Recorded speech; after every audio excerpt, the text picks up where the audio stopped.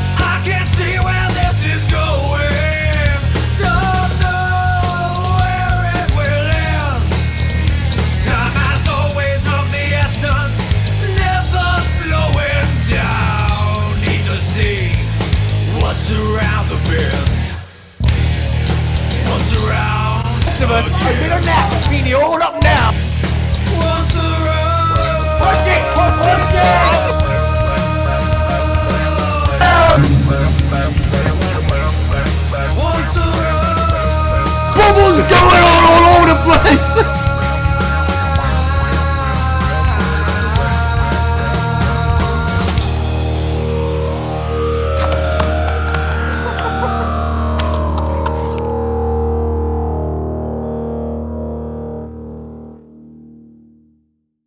We are Freak Switch. We basically all met online through Craigslist. Actually, everybody's mic except me.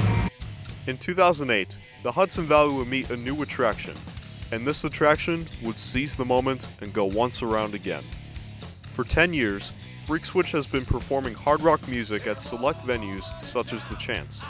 From winning awards and opening for larger bands, all while dark times came for the band, nothing could change them from who they really are.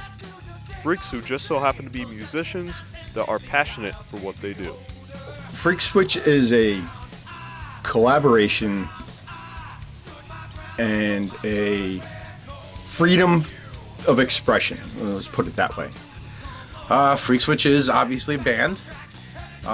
Became much more than I expected it to. It was something I wanted to do just to pass the time, and rapidly became, much more important to me, and basically the social center of myself and all my current friends.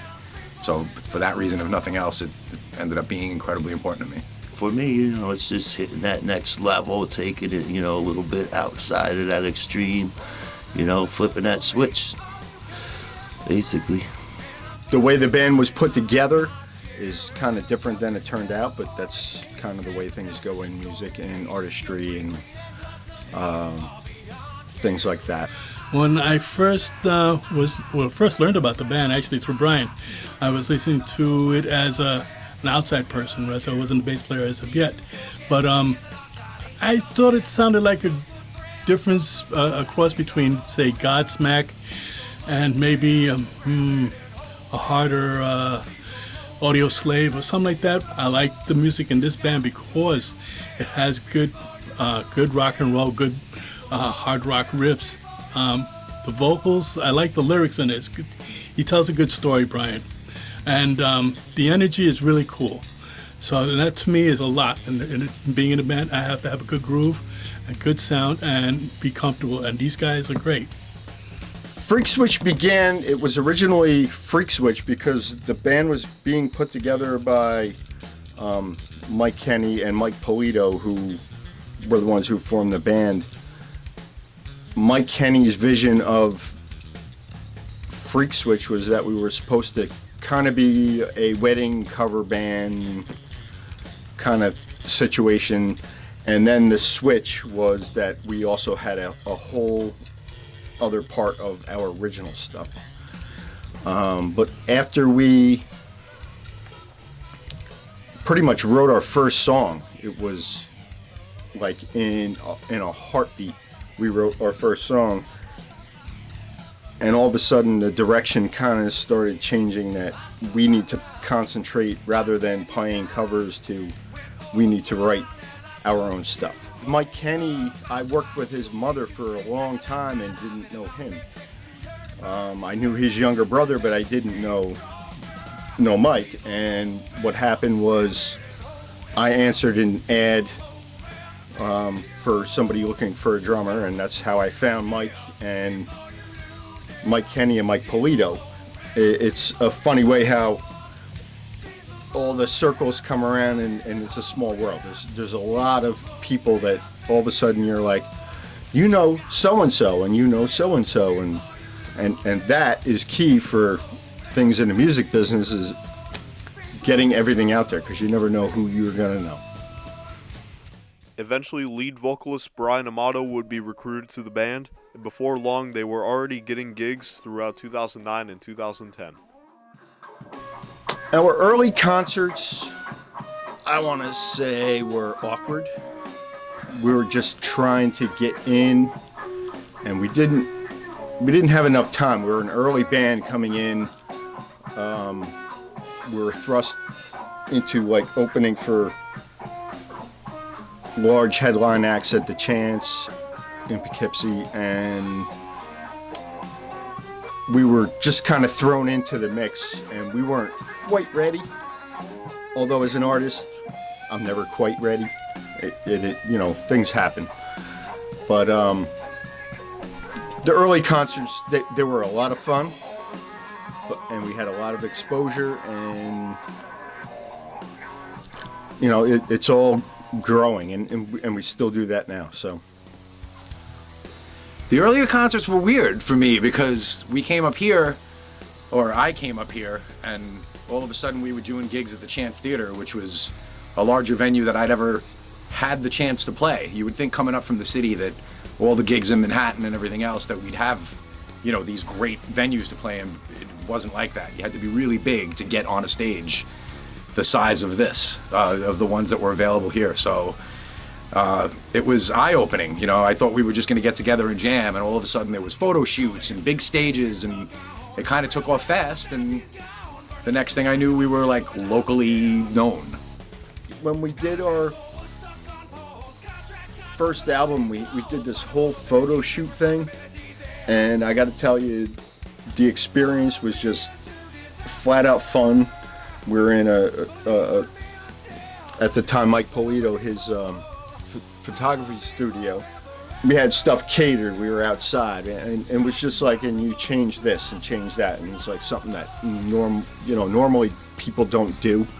It was a really interesting experience, from good to bad. Like my guitar player's guitar falling down 3 stories in a warehouse elevator.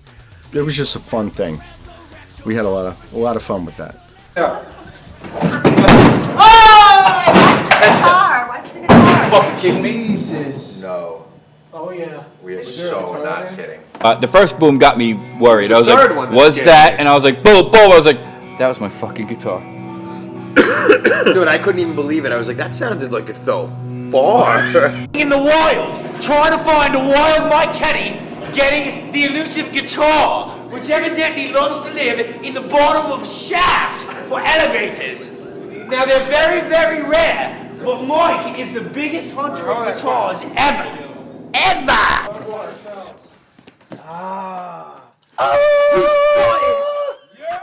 After gaining some exposure at several concerts, the band immediately went to work on their first album, Seize the Moment. We did what I've done in the past in the studio. We all play together, and then we go back through and redo our parts. And that's kind of the formula that we started with then, and we were able to get through it. We had some people come in to do some good stuff on, extra tracks on our album, which was great. It was a really neat process. We had an engineer who's since passed away named John McCormick. I forget the exact name of the studio. It was a couple of initials.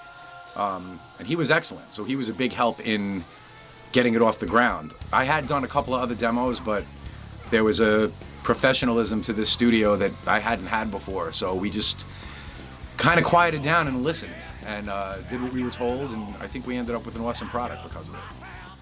For all their hard work and success in the Hudson Valley, their accomplishments have not gone unnoticed. As a local local act, you don't get so many awards. One of the good things we did was in 2010. We had done this for a 9/11 tribute, and we took the top honors of winning that battle, which was a nice thing. We were voted best band in Hudson Valley, both original act, adult act. They made it up for us, which was great.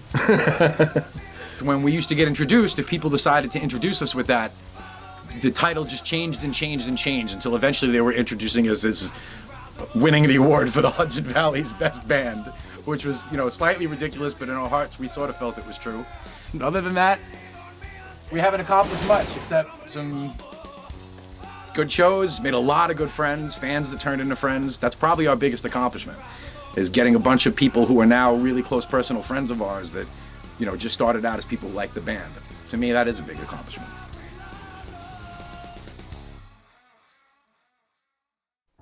Then in 2011, founding member Mike Polito decided to leave the band due to creative differences. Well, Mike Polito, being one of the founding members of the group, just decided that the direction that the whole band was going in a whole was not where he wanted to go. And he basically said, this is not where I want to go, and so I'm going to be going. So really it came down to just, I would say, creative differences. He would change his mind a lot about what he wanted to do. Like, we were going to do covers, we're not going to do covers.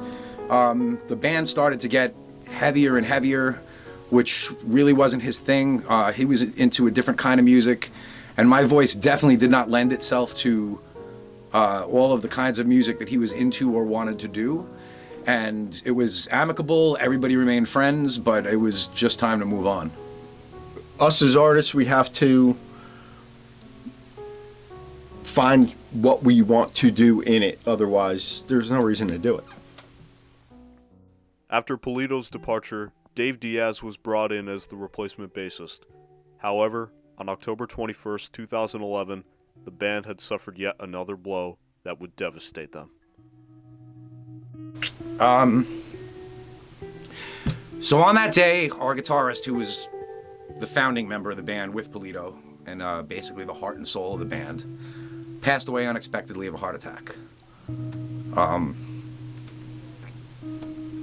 It was really rough. It's hard to talk about, but that moment where I got together with Scratch and now Dave Diaz, who was the bass player who replaced Mike Polito, we didn't know what we were going to do. It was hard to imagine going on without him. And for a couple of weeks, we just came in here and played those old songs over and over again without a guitarist until we knew that it felt right, and until we were able to realize that the last thing he would have wanted Freakswitch to become was a band that died with him. And for that reason, and on a daily basis, we plodded forward.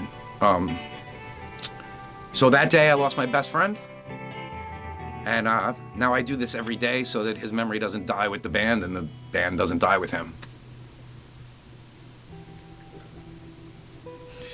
That was a big deal because this band is not just a bunch of guys getting together as musicians, but we're a family.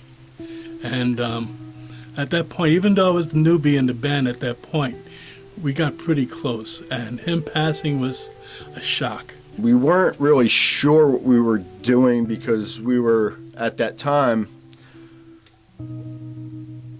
relying on him to be the leader of the band and do what they were doing. So we lost the two original founding members of the band at that point, and it was a difficult thing for me and Brian to come across that which way we were going and who's going to take command of the helm and how we were going to move forward. So I guess I want to say that from how it changed the band, it took it from one of the two original members and threw it onto our plate, which we in turn changed it into what it is today. After taking a brief hiatus in late 2011, the remaining members of Freak Switch would find a new guitarist in Rob Diaz. It was an ad on Craigslist actually for a lead guitarist, and I thought I'd answer it. And I came out and did a audition with him. And so I got to know him, you know, just talking to him and getting to know him and playing with him. We had a few different guitar players try out for us, and two of them were great.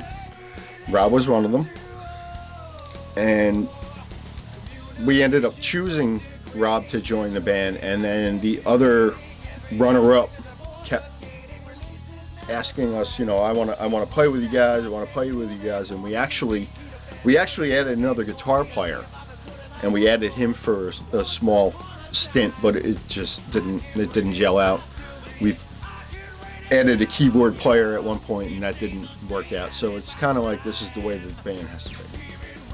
It was hard to find that difference between, you know, did we place an ad for a new guitar player, or did we place an ad for a new best friend? Did we place an ad for a new band leader, or did we place an ad for a guitarist? We told him to learn 3 songs. He learned 7 of the songs from what was out there on the internet. And he came in and he auditioned, and Dan pretty nearly nailed every song that he did. We ended up settling on Rob, who is technically a very different guitar player from Michael Kenny, and he's awesome. He's just a totally different style than Michael was. I wish I could have had them both in the band at the same time, because, oh my God, how cool that would have been. But we couldn't. I do think the music is better now. It's heavier, it's more of today's sound, and it's a move I'm glad we made, even though I hate the reasons we needed to make it. As of right now, the band is currently working on releasing new content in the near future. Currently, our sound has gotten a little bit heavier, and we're liking that, but we've also found other things which are going to be cool when it comes out. Well, the plans are just to really record our new stuff, some of which is our old stuff. We've got about 8 to 10 new songs, and our versions now of the songs that were originally written beforehand are so much different. Again, so much more updated. This band is so much heavier, and we really want to record that. Hopefully, you know, we can move forward and change our sound, not too much, but a little here and there, just to switch things up and make it fresh, you know, adding different elements.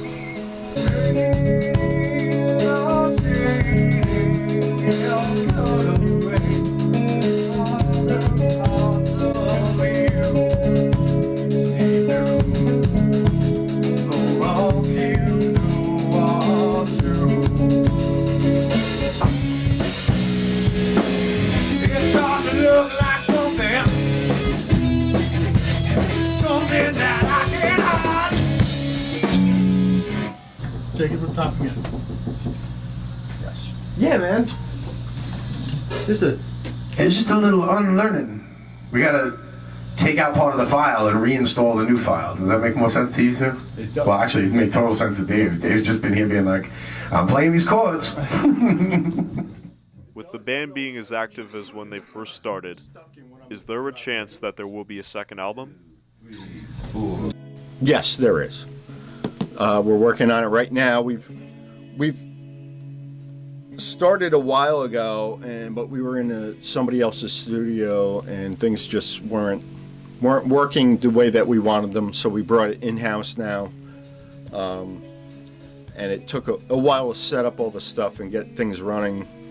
There's always problems with mic cables and whatever else going on. But other than that, there's definitely going to be a second album. Between going out and buying the stuff to record it on our own, because in this day and age, it's supposedly easy to do that, but learning how to use everything, and 4 different chefs, you know, trying to make the same stew with their own sets of ideas, there's a lot of learning curve and a lot of banging our heads against the wall. That's currently what we're trying to do now, which is much more important than the tinier shows that are available to us. As soon as we, like I said, it's mainly a hardware and software issue what we're having right now, but the music is out there already. We have so much content to throw on there. The album is definitely going to be happening in 2018. Hopefully, the sooner the better. We got enough songs. We've been talking about it. You know, we're seeing how they sound right now, putting them together in the studio, and just getting a feel for them and getting some tracks down.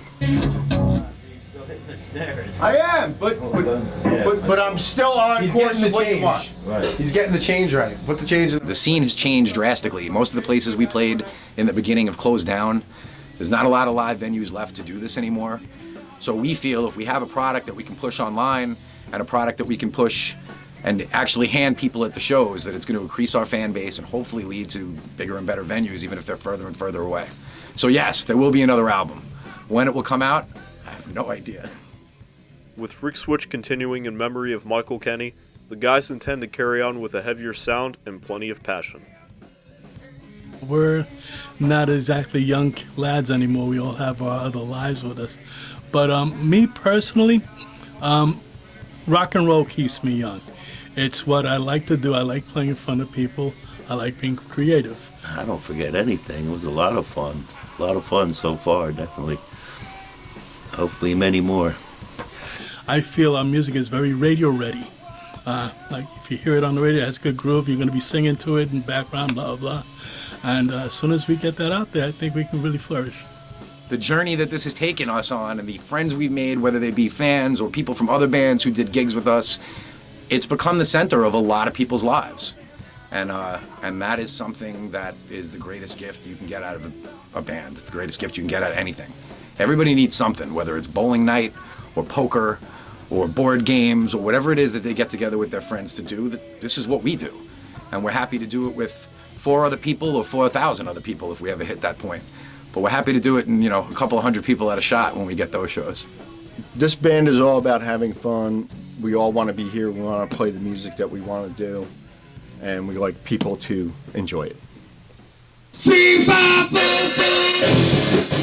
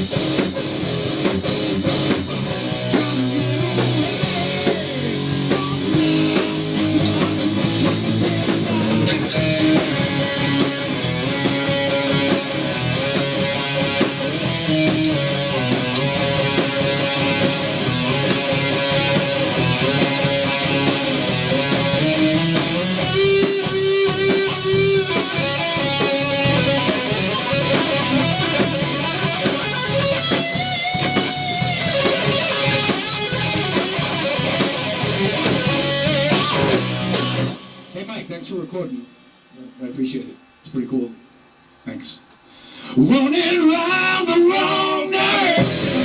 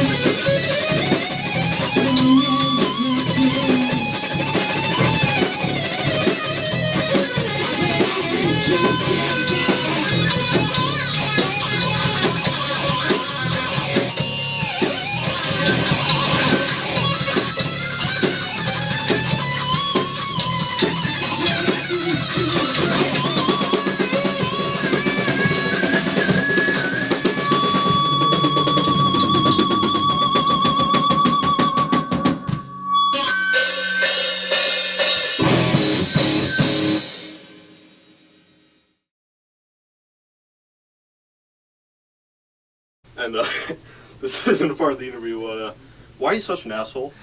Because I'm good at it. And Mama said stick with what you're good at. And if there's one thing I've always known that I can do, it's be an asshole. And if anybody needs asshole lessons, I'm much better at that than singing, and I'm available anytime.